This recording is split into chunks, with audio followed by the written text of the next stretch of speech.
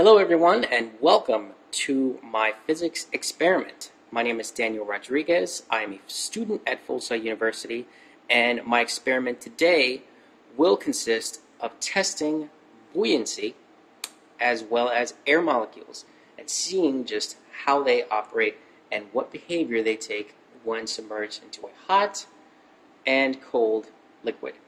Now here, let me go over my materials with you guys. This is a Snapple bottle. It is empty, and this is going to act as the container that's going to be heated up. Of course, there's air inside, and here's the balloon. I've attached it to the top of the bottle. Here is the lighter. Now, I'm not going to be using this, but just to let you guys know, if one were so inclined, they can use fire to heat up the air molecules and then keep the result. Here is a pot full of hot water. It is hot, and I've been preheating it for a little bit. And, okay, now here is a bowl of cold water. Now, as you can see, there's liquid in here, and it is colder. Put it over here so that temperatures won't affect each other. Now, what is buoyancy?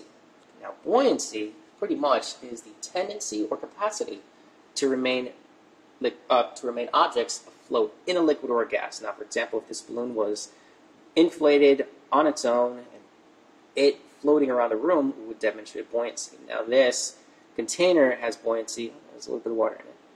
This container has buoyancy because when submerged,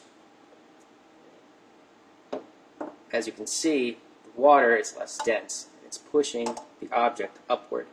Now, if we fully submerge and hold it down there, because the liquid is hot, the air molecules are pretty much being flung all around the bottle. The air molecules have nowhere to go except up. Put it simply, it needs to occupy more space. Now, as you see, it's not going to completely fill up the balloon because there's not enough air in that bottle to completely fill it up. Now, seeing this result, here's the hot water, here's the balloon. If we take that out, and then we move it over here, you can see that the cold water, the temperature, is actually stabilizing those molecules, and you can see the decrease in the balloon. Let's see. It should go.